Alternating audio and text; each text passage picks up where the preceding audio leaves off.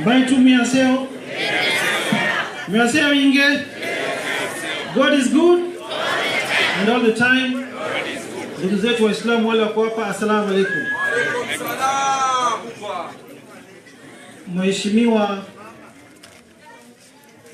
ambaye kwa mapenzi yake Mwenyezi Mungu na kura zenu atakayekuwa rais wa 5 wa Jamhuri ya Kenya, Dr. William Samoei Ruto.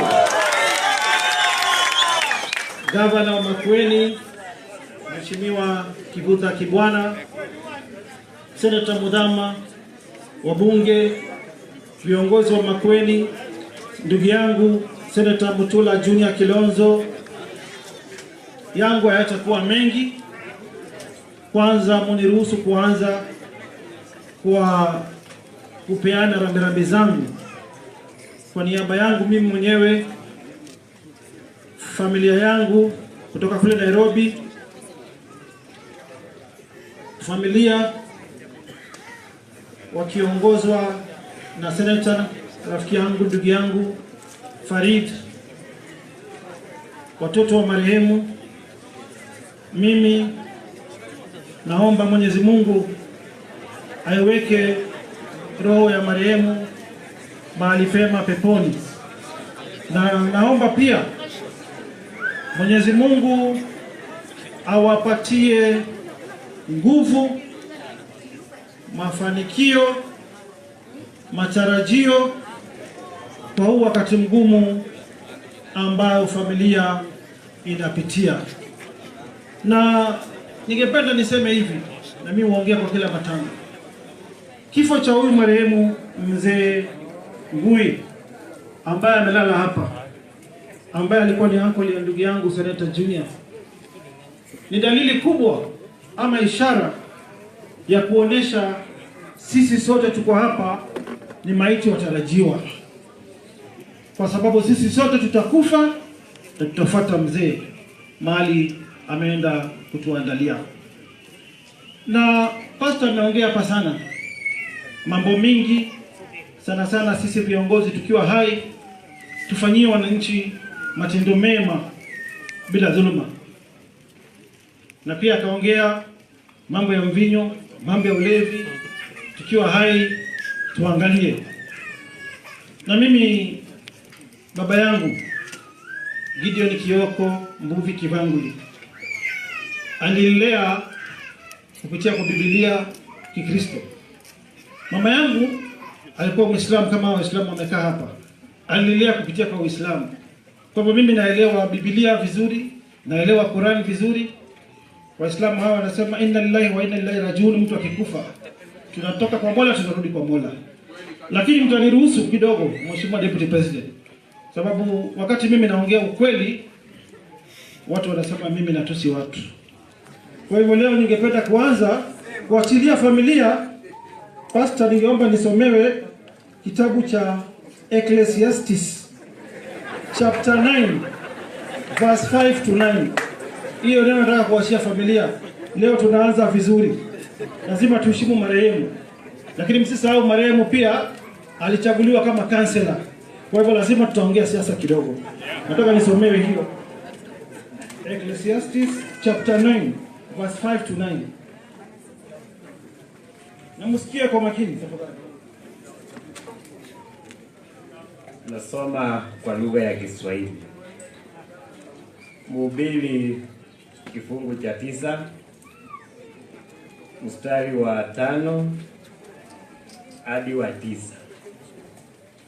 Kwa sababu walio hai wanajua ya kwamba watakufa, lakini wafu hawajui neno lolote, wala hawana ijara tena, maana kumbukumbu lao limesahauliwa.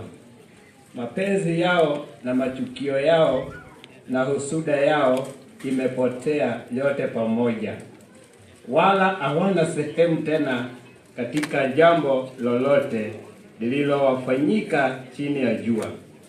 Wewe enenda zako, ule chakula chako kwa furaha, unywe mvinyo yako kwa moyo wa kuchangamka.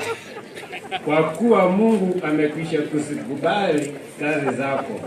Mapazi yako na yawe meupe siku zote, wala kichwa chako kisikose maharamu. Uishi kwa furaha pamoja na mke umpendaye siku zote za maisha yako ya ubatili ulizopewa chini ya jua, siku zote za ubatili ulizostaabika chini ya jua.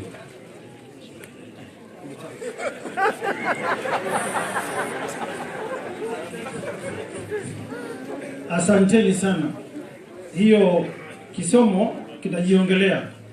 Mimi sitaki kuongea zaidi, lakini wale wanaokunywa mvinyo, Biblia inasema usikunywe sana, kunywa tu kidogo. Ile ya kuharibu. Kwa hivyo mimi, kwa sababu ya wakati, lazima tusikize the 5th President of the Republic of Kenya na watu wengine. Mamake rafiki yangu, ndugu yangu Junior, alisimama hapa akasema dhulma ile alipitia kule Nairobi. Yeye kama mjane, yale anaongea ni mambo ya ukweli. Shida yetu kule Nairobi, cha kuongea siasa ya Nairobi hapa. Shida yetu sana sana ni ukateli. Vile mama ameongea hapa, ningependa kusema ni mambo ya ukweli na si dhulma imefanyika yake peke yake. Mawido wameuawa, wakinyang'anywa mashamba, wakinyang'anywa mali yao. Tukasema tulipochaguliwa hatuwezi kubali uongozi wa aina hii wa kupiga mawindo ufanyike Nairobi. Tuliweka mikakati tukahakikisha mawido zaidi ya 27 tuliwarejeshea manyumba yao na property yao ambayo walikuwa wamenyang'anywa na mabonyenye, wengi wao wakiwa ndani ya serikali. Leo sitaongea hayo kwa wingi sababu siko Nairobi. Nitaongea hayo kule Nairobi. Kwa hivyo mama, bado tuko pamoja. Hata kama niko nje ya serikali, nimetolewa. Ukiwa na shida usiku wa manane, saa yoyote, bado niko tayari kutetea wanyonge mahali popote Kenya mzima pale wako. Kwa hivyo pia Junior, ningependa kukushukuru wakati wa hiyo shida ulibisha ofisi yangu na tukasimama na wewe tukasaidia mama. Tuendelee na huo moyo wa kusaidiana. Ya pili, ningependa kuongea kuhusu ndugu yangu Junior Mutula Kilonzo. Huyu Junior pia ni Simba. Na mimi na yeye ni marafiki wa dhati. Tumefanya kazi pamoja nikiwa Senate na yeye akiwa Senate. Na mimi nakumbuka baada ya kifo cha marehemu baba yake, nilipewa chopa na Mheshimiwa Uhuru Kenyatta na huyu Deputy President hapa nije Makueni kukampenia candidate wa Jubilee. Lakini mimi nikamwambia Rais Uhuru, haiwezekani. Blood is thicker than water. Baba yake Junior na baba yangu walikuwa marafiki sana wa dhati kama vile mimi na Junior. Na isitoshe, Wiper walipofanya harambee ya kuchanga pesa ya kampeni, nilipeleka mchango wangu kwa candidate wa upinzani na Junior kwa hapa anajua. Na isitoshe, wakati nilishikwa kinyama na chopa na askari zaidi ya 300, mtu ya kwanza alisimama na mimi akiwa senator ni ndugu yangu huyu Junior Mutula Kilonzo. Thank you. Nilipowekwa korokoroni, yeye ni wa kwanza kuja kwa court cell basement kusema atakuja kotini kuniwakilisha, na maseneta wengine na wabunge wengine kina Daniel Maazo, kina Marcomen, na pia Mheshimiwa Deputy President akasimama na mimi. Na mimi ningependa kusema hivi, na sitaki kutumia lugha mbaya, ningependa Mungu aniongoze na facts. Waizi wakubwa wa hii Kenya hawakamatwi, wako ndani ya serikali. Mimi ningependa kusema hivi, dhuluma, sababu mimi si kiongozi wa kikabila, lakini dhuluma kubwa hii jamii ya Ukambani tumepitia. Mimi nakumbuka kabla ya Junior asimame, dada yetu Kethi Kilonzo alikuwa asimame. Mkaona ile mambo alifanyiwa ya dhuluma, akaambiwa atashikwa, anapelekwa korokoroni. Dada yetu Philomena Mwilu akakamatwa kama mwizi, kwanza na askari wanaume. Tumevumilia, tumenyamaza. Sasa Chief Justice Maraga ameenda, dada yetu anataka kuwa Chief Justice. Wakora wanasema hapana, wanatafuta mtu mwingine wa handshake, sijui kabila yao, ambaye atapewa hiyo nafasi. Kwa hivyo mimi ningeomba kunyenyekea na kusema, ndugu zetu hapa Ukambani, Gavana Kibwana, wale magavana wengine, hii serikali ya Mheshimiwa Uhuru haina uzuri na sisi, haina uzuri na Wakenya wale wa chini. 14 bilioni imewekwa BBI, lakini hakuna pesa ya kupea Wakamba na Wakenya wengine kuwanunulia chakula na pesa ya barakoa ya kupeleka watoto shule. Lazima tusimame na ukweli. Yale mambo yananifanyikia pale Nairobi, sitaki kuyaongea sana. Mimi nimesema nimeachia Mwenyezi Mungu. Kama nilidhulumiwa kwa njia ya kinyume ya sheria, basi Mungu yuko. Lakini ningependa niseme hivi, ingawaje hapa si Nairobi, lakini Senator uko hapa, Mheshimiwa Deputy President uko hapa. Mimi naheshimu wamama sana, naheshimu wanawake sana, lakini nilichagua Deputy Governor mwanamke anaitwa Anne Kananu Mwenda.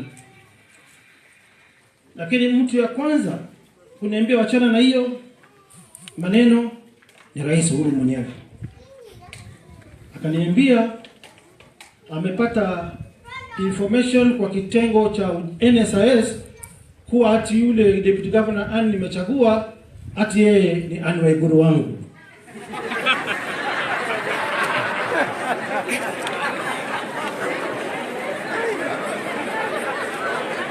Kwa sababu mimi nilimheshimu rais sana.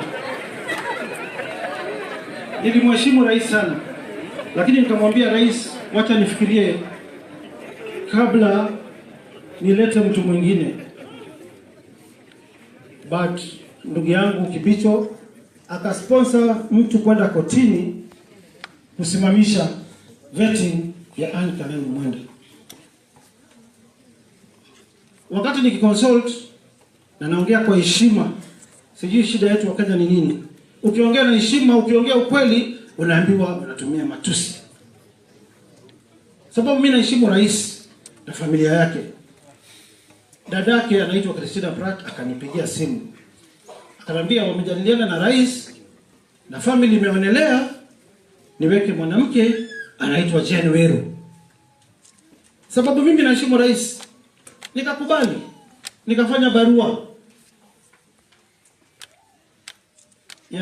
kwa speaker kuwa mimi ndio nilichagua Anne Mwenda na mimi namuondoa Anne Mwenda kama nominee wangu wa deputy governor, na nimefuata sheria na nikatumia Anne Mwenda kopi ya hiyo barua. Lakini sasa tunaona watu Nairobi wanataka kuvunja sheria. Nairobi ni ya kila mtu. Ni Cosmopolitan County, ni yetu sisi Wakamba, Wajaluo, Wakisii, Wabaluya, kila mtu. Na sababu Nairobi ni kubwa kushinda sisi sote, imefika mahali mimi nimeamua uamuzi yangu niachie Mwenyezi Mungu. Lakini Nairobi lazima wapate uongozi governor wanaomtaka. Si kuleta mtu ambaye hajachaguliwa kinyume ya sheria, na mimi naogopa Mungu. Naomba serikali iogope Mungu. Rais Uhuru aogope Mungu. Hiyo jina nilitoa. Mimi naomba sasa Wakenya, watu wa Nairobi, hata kesi yangu mahakamani kwa sababu Nairobi ni kubwa na hakuna kiongozi, niko tayari sasa kuitoa. Nitakaa miaka 10 kwa sababu watu wanasema God's time is the best. Hata 2022 rais alipoangushwa alingoja mpaka 2013 kusimama. Kwa hivyo Nairobi ni kubwa kushinda kila mtu. Mimi naomba watu waende uchaguzi, wachague, na si lazima sana kwa kiongozi, wachague governor ambao wanampenda kupitia kwa ballot, not kupitia kwa nomination ambazo tulizitoa kupitia kwa katiba. Mimi naomba hiyo sana, Rais, tuheshimu katiba ya Kenya. Yale mengine ningependa kusema, kwa sababu tupatie nafasi viongozi wengine pia waongee, na mimi nitaongea kama kiongozi, sio kama mkabila. Ingawaje mwacha mila wanasema, mimi sasa sitawacha mila. Mimi nakubali na narejelea bila hasira, bila uchungu. Nimetolewa, lakini kutolewa yangu ni kwa sababu baba yangu Mbuvi Kioko Kivanguli hakuwa rais, hakuwa prime minister, hakuwa MCA. Mbuvi Kioko Kivanguli alikuwa hajuani na babake Uhuru Kenyatta, alikuwa hajuani na Jonathan Toroitich arap Moi. Mimi sikuzaliwa State House, kwa hivyo wakaona mimi sifai. Na hakuna kitu mbaya kama dhuluma. Rais mpendwa alipitia yale mimi nayapitia. Akiwa na huyu ndugu yetu hapa, wakapelekwa kule ICC. Nikamobilize Wakamba Nairobi, Wajaluo Nairobi, Wakenya Nairobi, tukaenda protest kule ICC. Tukasema rais na deputy president wameekelewa makosa ya uongo. Na mimi nakumbuka mama wetu mpendwa, Mama Ngina, na wale watu wote walikuwa nyuma ya rais, mimi nikiwa mmoja yao.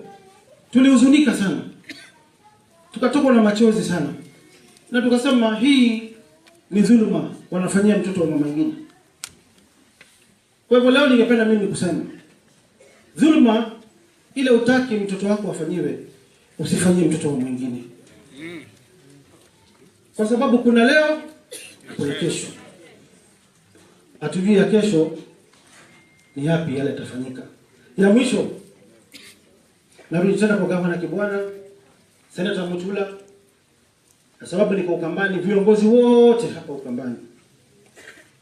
Sisi tumekuwa tukitumika sana kama karatasi ya choo, kama rubber stamp, kusaidia watu wengine kupanda ngazi kuwa marais. Na wao wamejipanga, wanaenda kwa debe wakiwa block bila kukosana. Na wao umwaga pesa kugawanya jamii zingine. Kama utapata sasa, sisi hapa Ukambani, gavana wa Machakos atapewa pesa na serikali, ambaye wewe simama. Gavana Ngilu atapewa pesa, ambaye wewe simama. Mkamba mwingine atapewa pesa, atapewa wewe simama. Kwa sababu gani? Tugawanye. Mimi ningekwambia Junior, wakati wa kuamka ni sasa. Na mimi kwa heshima kubwa Junior na Kalonzo, mimi nawanyenyekea, niko chini yenu kwa magoti. Kaeni chini, mfikirie mahali tutapeleka watu wetu. Pale mahali mko mnatapeliwa. Mimi nimekuwa ndani ya system ya serikali ya Uhuru Muigai Kenyatta, naelewa kila kitu. Uliona pale juzi wewe mwenyewe Senate, kwa sababu ya urafiki wetu na ndugu wetu na heshima na kazi tumefanyia mama yako mzazi, ulikuwa unaniokoa, unapiga no. Lakini ukaogopa simu ya Uhuru Kenyatta, akakwambia lazima utoe sonko. Lakini ningependa kukupongeza, badala upige yes utabstain. Na hiyo ilikuwa sawa. Wacha nikigonga ndugu yangu huyu, anataka kunipeleka nyumbani, angenipigia yes. Ningependa kupongeza Senator Wambua kutoka Kitui. Ningependa pia kuendelea kuombea Senator Kabaka mahali analala. Mwenyezi Mungu aendelee kuweka roho yake mahali pema peponi. Alisema vile Waiguru amefanyiwa akasaidiwa, basi Sonko pia tumsaidie kabla afi. lakini kwa sababu Waiguru walikuwa wanafanyia mtu fulani massage, mkubwa fulani,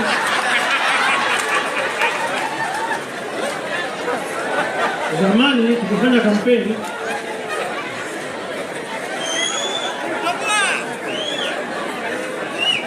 ikasema asamehewe, huyo ni msafi kama pamba. Lakini Sonko alisimama na haki, akichunga na kuprotect katiba ya Kenya. Nikakataa kupeana 37 billion ambazo zinangojwa na COVID billionaires. Mimi nawajua wako mahali wanazingoja. Mtu mmoja amejenga, atukatai maendeleo Nairobi, mtu mmoja amejenga hospitali 23 kutoka familia moja, anangoja hizo mabilioni alipwe. Dadake fulani, wacha niseme fulani, nikitaja majina na mboni matusi. So wacha niseme leo, dadake fulani ana supply matunda Mbagathi, anangoja alipwe milioni 220 kwa mwezi. Na hiyo ni bandia na ni wizi. Na tunawajua. Because wamekula pesa ya COVID, walikula ile pesa ya zile facilities za health, na hawezi shikwa. Nuruddin hawezi washika. EACC hawezi washika. Kinoti hawezi washika. Sababu wanapigiwa from above. Hapana, hiyo file ni dada ya fulani, fungia. Hiyo file inahusu Matiang'i. Hata kama 1.5 bilioni imepotea, fungia. Batia Sonko peleka, wacha aende ndio tuchukue Nairobi. Imepitia mambo mengi ya uchungu. Lakini tunaomba Mungu asimame na haki na atetee wananchi wa Nairobi. Kwa sababu hakuna vile mimi ningenyamaza wakati wa COVID. Nyanya zetu, mama zetu kule Kariobangi, sababu hiyo shamba ilitakiwa familia fulani walikuwa wanajenga manyumba, siwa ilikuwa drain hapo, ikasemekana watu wapigwe. Mimi nikasema siwezi piga, si Wakamba peke yake, Wakenya zaidi ya 15,000 hadi sababu tujenge siwa. Kiruai the same, Kibera, Dagoretti, Wakenya wamepigwa. Lakini ningependa kuambia waasiriwa popote pale waliko, hata kama siko kwa serikali, nitapigania haki yenu mahakamani mpaka mlipwe, mkompensetiwe mahakamani. Hiyo ndio kitu ningependa kuambia kwa sasa. Mimi sitaki kuongea mingi kwa sababu ya wakati, na lazima pia tumsikize Mheshimiwa Deputy President. Niko na mambo mengi sana hapa ya kuongea, but mengi hayawezi ongewa na viongozi kwa sababu watu utishwa, watu huogopa. Kama mimi nimetishiwa, nimeambiwa nitafungwa, nimeambiwa na nitauawa, niko tayari. Nilisema watani impeach, sipeani pesa, sikupeana. Wameni impeach, sawa, lakini nitasimama na haki na ukweli. Hakuna vile ningepea pesa yote. Mheshimiwa Uhuru Kenyatta nakubali, nilimpa functions, akaniambia na nisaidia kazi. Lakini zile nafasi ndogo ndogo, function kidogo kidogo nimebaki nazo, kununulia wananchi chakula ya disaster, pesa ya fire, pesa ya kujenga mashule, pesa ya kujenga stadium, pia wakaninyang'anya. Mimi bado niko na maisha kisiasa. Hakuna vile naweza kubali dhuluma. Kwa hivyo msidanganywe ati Sonko aliiba, ati Sonko haheshimu rais. Na mheshimu rais sana. Nilimvumilia rais sana. Lakini amenitesa, amenidhulumu vya kutosha mpaka mahali imefika. Enough is enough. Akitaka anifunge, akitaka aniue.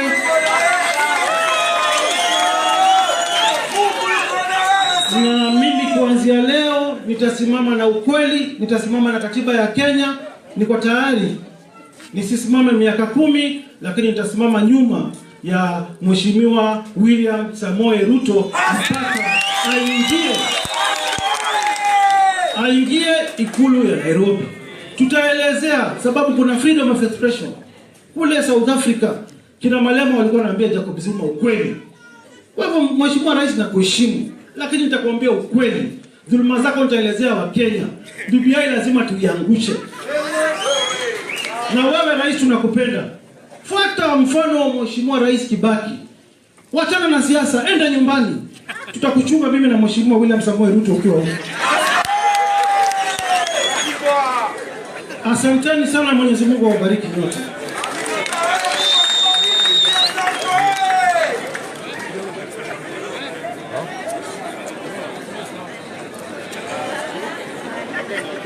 Mwene museo. Mavi naone. Bado tuko Asante. Kuna mtu pale nyuma